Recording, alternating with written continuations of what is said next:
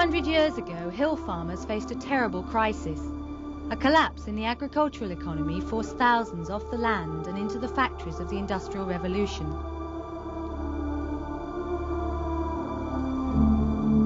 These ruins hold testimony to their plight. Today, another historical crisis of survival is looming in the hills of Britain, threatening not just the farmers,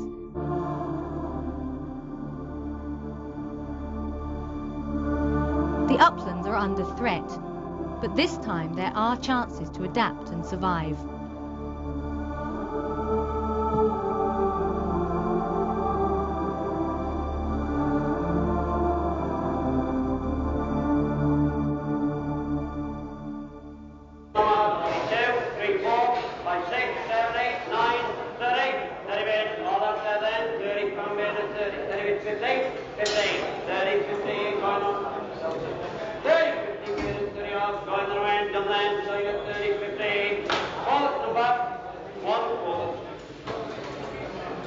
There were more worried faces than usual at livestock marts like this one in Carlisle, as last season's lambs came under the hammer. In simple economic terms, the bottom has dropped out of the sheep meat market throughout the world. 2 years ago, a lamb might fetch £50 at an auction like this. Today, many have failed to reach 25. For the last 2 or 3 years now, things have been getting steadily worse. You're on a level income.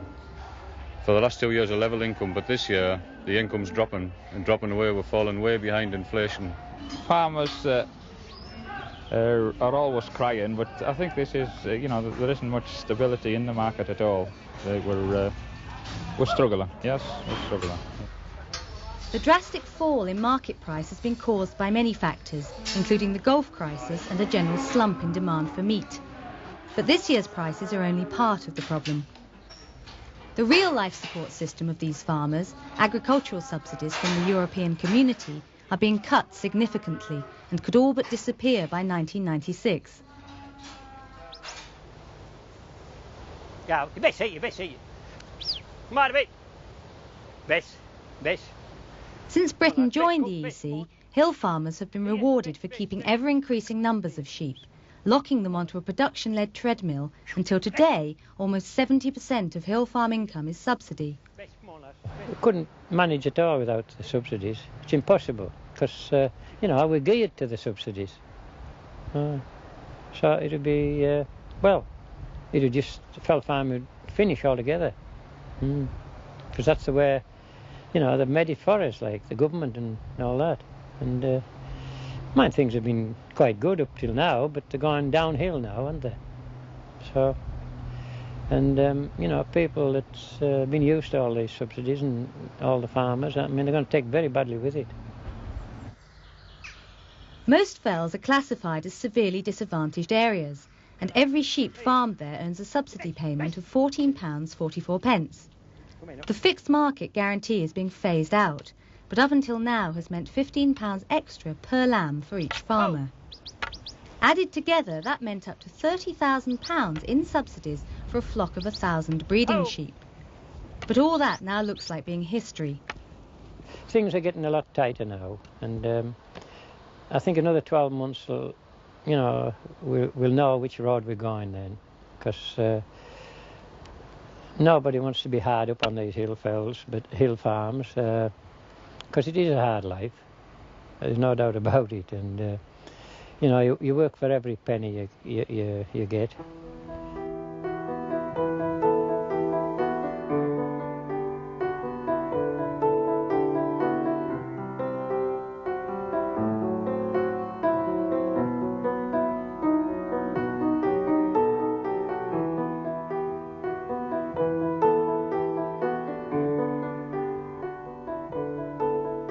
But the last 4 decades of ever more intensive sheep farming has been hard on the environment as well as the hill farmers.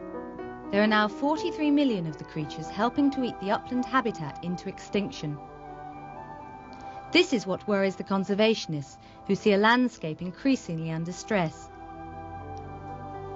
Here in the Lake District, as much as 70% of the heather is believed to have gone in the last 50 years, together with soil erosion and a massive loss of oak woodland. mostly eaten away by the sheep. Throughout the country, more than a quarter of total moorland habitat has been destroyed. At the top of their list of concerns, the conservationists say that this destruction is threatening Britain's rare and important birds of prey. What could happen in the worst case would be that we'd lose this heather cover altogether, or we'd lose the majority of it, as has happened elsewhere. Now, birds like the golden eagle will suffer very badly in a situation like that. Most of them will be lost. Birds like the merlin, almost every one of them will go, because merlins rely entirely on heather moorland in the summer for their breeding. And hen harriers would certainly disappear as well. So there would be a very considerable loss of some very important species. And there are many other environmental problems threatening this famous landscape. I think these valleys, I think they were more attractive, you know, them days, and they are now with all the erosion, with the tourists and the pressure of them, you know, the cars and that. I mean, just turn the clock back 50 years. I mean, all the problems since, say, 50 years ago, I mean, it's huge to what it used to be. And, you know, it's going to get worse as well.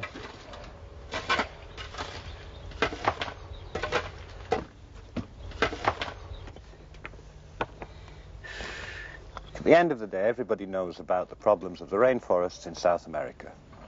The local people, attempting to earn a living, are destroying them. The problem exists here.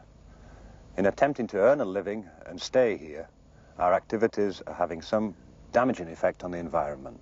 So, as with the Americas, we've got to create a sustainable economy that not only keeps us here, but encourages the hill farming community into the right activities which keep Lakeland right as well for everybody else. After decades of coolness, some would even say contempt, for the conservation movement, the smart farmer is now taking an active interest in environmental issues. It's becoming increasingly clear that playing the green card may be the only way for small hill farms to get the subsidies they so clearly need to keep their businesses from bankruptcy. Richard Allen farms in the hills near Keswick. His strategy for survival is to diversify into other activities. I've farmed at Goose Well for 12 years now. My grandfather bought it in 1932, or in abouts there, but I'm the first member of the family to actually have come here and farmed it.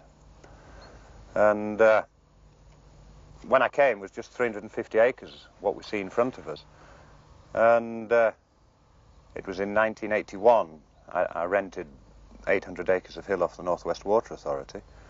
And so now we find ourselves in the position where we're running 700 breeding ewes, 40 suckler cattle. And I suppose we're just sort of an average-sized type of farm. Richard wasn't happy with the kind of income that's generated by an average sort of hill farm like Goosewell, and he realised that livestock income could only decrease in the future. So he decided to diversify beyond the sheep and cattle and explore other ways of making money from his farm buildings and land. There never has been much money in hill farming, and I didn't think it was going to be there forever. And like anybody else that does a day's work, I fancy a decent day's pay at the end of it. I think you'll find that it's the younger generation who are turning around and saying, we've had enough of the old system. The older generation regard hill farming as a way of life. The younger generation don't. They're wanting something out of it. They're wanting their activities to be recognised. So this was your first diversification, was it?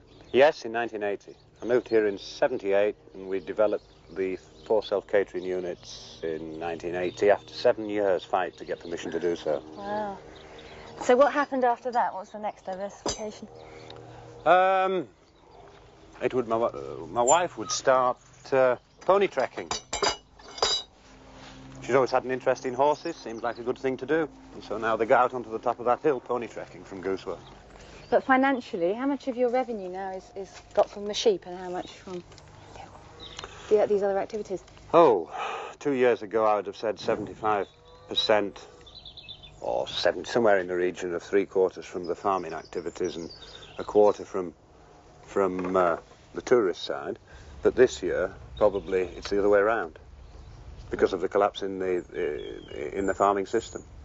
And you've got future plans to expand even further. Tell us about those. Yeah, well, I guess Jem here will have to come out of the box because I want to convert all this block of this barn first, eventually go through the whole steading, but convert it into industrial, or not industrial, but craft units, rural craft units.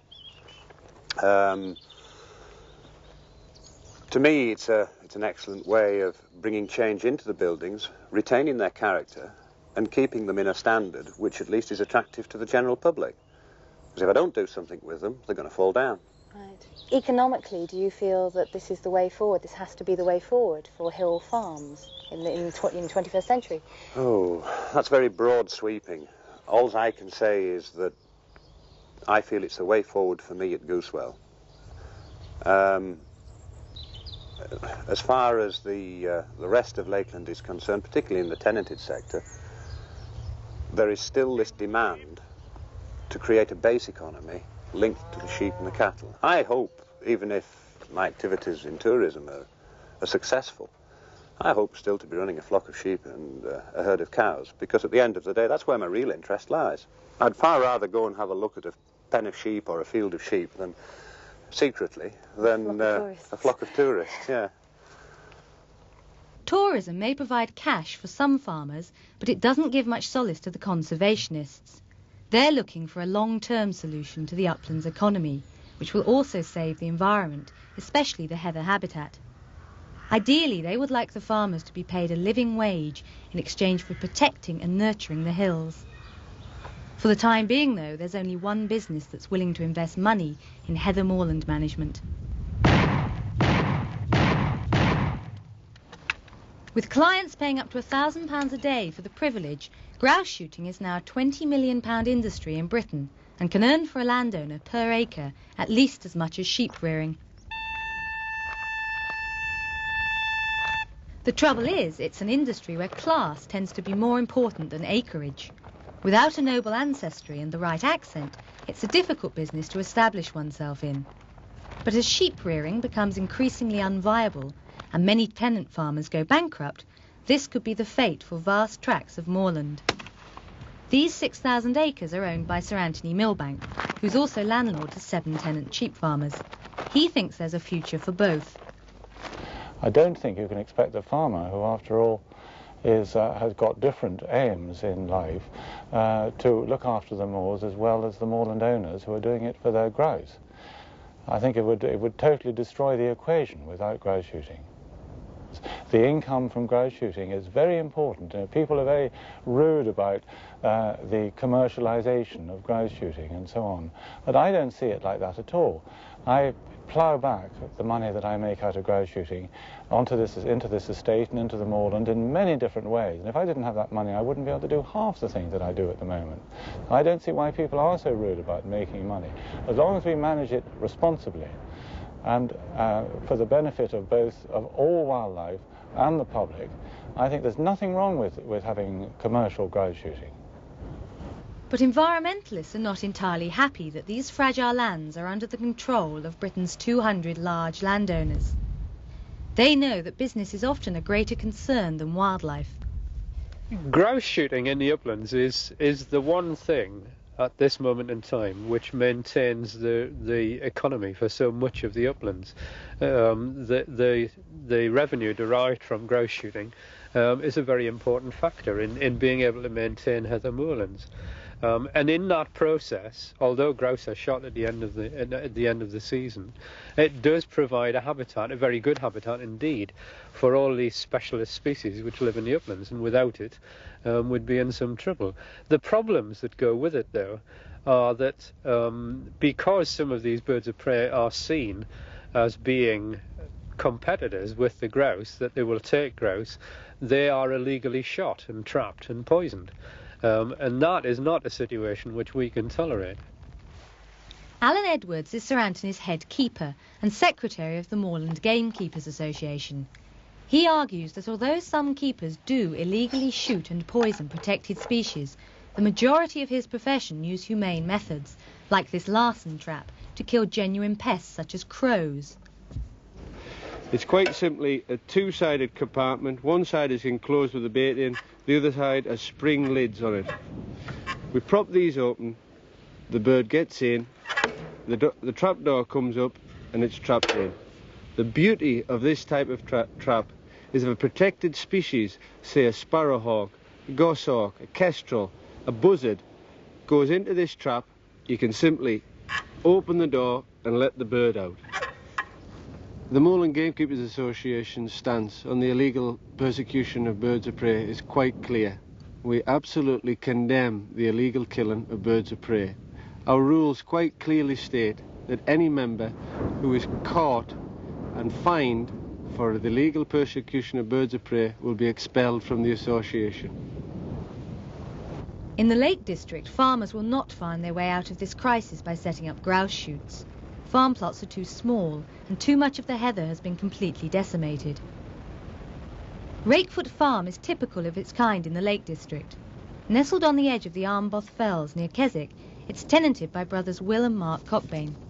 My family have farmed at Rakefoot since 1937, but prior to that we were at a farm that's only about a mile down the road. And the family itself has actually farmed within 5 miles of where we're standing here for the last 300 years. But the times are changing and we all have to adapt. I mean, farmers are now being asked to adapt to become more environmentally friendly, if you like. I mean, the green movement has gained in popularity, and rightly so. The structure of the mechanics of the thing, with the sheep subsidies and the EEC payments, have all been production-led, i.e. the more you keep, the more money you get paid. And I think it would be nice to get away from that. I think there'll be a lot of farmers would jump at the chance to be allowed to keep slightly less, make a better job of what they have got, and not suffer any shortfall in income. Well, these are our draft ewes that we sell annually.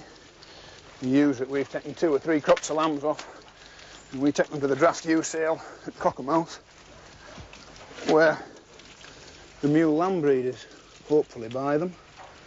Although the way trade is this year, I think we're going to have to take a lot less for them. It's an annual one-off sale, and it's actually our biggest paycheck of the year, usually. Whether it will be this year remains to be seen. It's in the lap of the gods, that one. Will and Mark have been given that chance by the Nature Conservancy Council. Theirs is one of the first farms in the Lake District to agree a management deal with the government's conservation body. They get paid compensation for keeping less sheep on the fell, and the NCC hope that the valuable heather cover will grow slowly back. Rakefoot Farm, where we are now, is a model of how we like the approach to work on the individual site-specific level.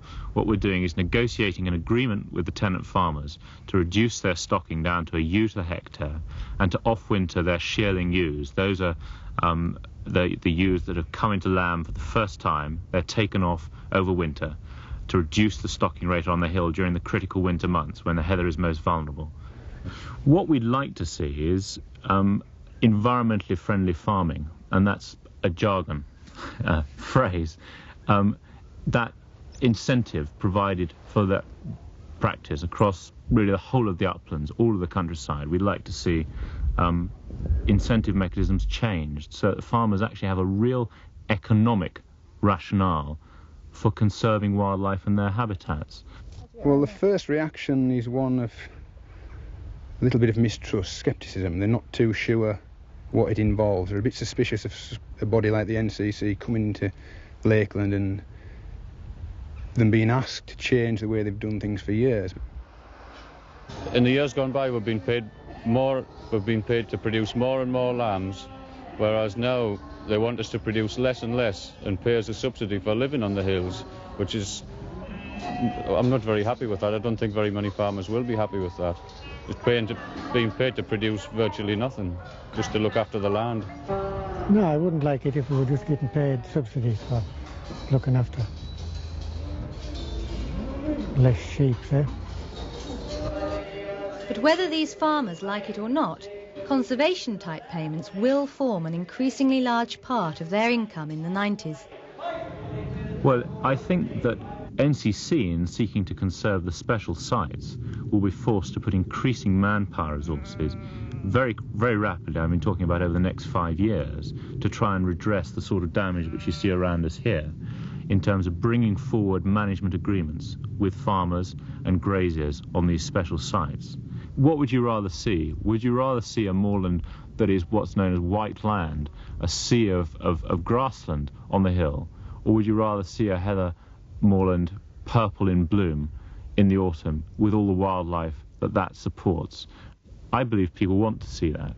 That's what the moorland experience is all about, and we're losing that. We're losing it fast, and we're losing it directly as a result of sheep grazing pressure on the resource. But this scheme can only blunt the edges of the crisis for a few farmers.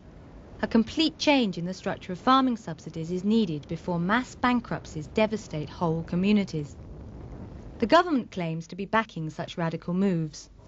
Oh, I'm very hopeful that the system will substantially change, first because outside all that we've been talking about are the negotiations of the General Agreement of Tariff and Trade. Now, any outcome of that which pushed support closer to environmental concerns is bound to be a benefit in the hills in the United Kingdom, where much of the payment is, in fact, in order to ensure that those hills are still looked after properly, and that's what the public wants. And generally, what do you think the chances of survival for the small hill farmers are after 92? Well, they've got two very important things going for them. They produce a product the world wants and that is of very high quality. And secondly, they do a service to the environment, which most people, whether they live in towns or suburbs or whether they live in the country, want them to continue to do. I mean, one should never think this is an easy way of life. This is a very tough way of life, always has been. And so I don't want people to think that I underestimate the difficulties of producing food in such circumstances of the highlands. Back in the hills, there's a deep mistrust of political promises. Rather than waiting for policy changes, people are fighting to find a future for their threatened communities. For the last 3 years in Cumbria, the National Farmers Union has sat around this table with farmers and environmentalists to devise a revolutionary subsidy scheme that will maintain farm incomes while grazing less sheep and so improving environment. Their idea is to pay farmers an amount of money per hectare of land rather than per head of sheep, so their long-term role of park keeper is recognised financially. They farm in the park, they keep the park, their livestock are actually beneficial to the well-being of the park. So they are park keepers, we just don't give them that label. And what I want to do, and what this scheme intends to do, is to keep them there, keep their sheep there, farming the park, looking after the environment, and maintaining their dignity as farmers.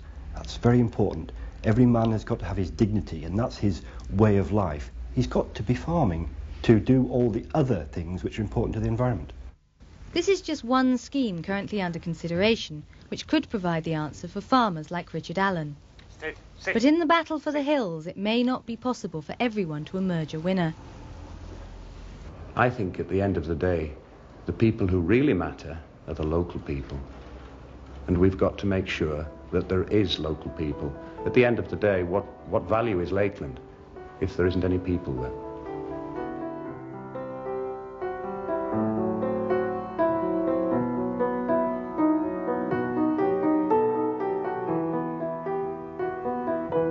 I was born here at Seathwaite, and I've been here, 64 years in December, and I think it's a marvellous place, you know, wonderful really. I think all you get and more you appreciate it.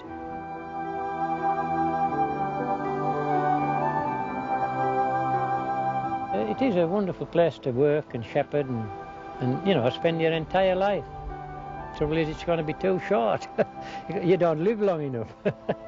You know, because it's one of them places where you'd like to live on forever.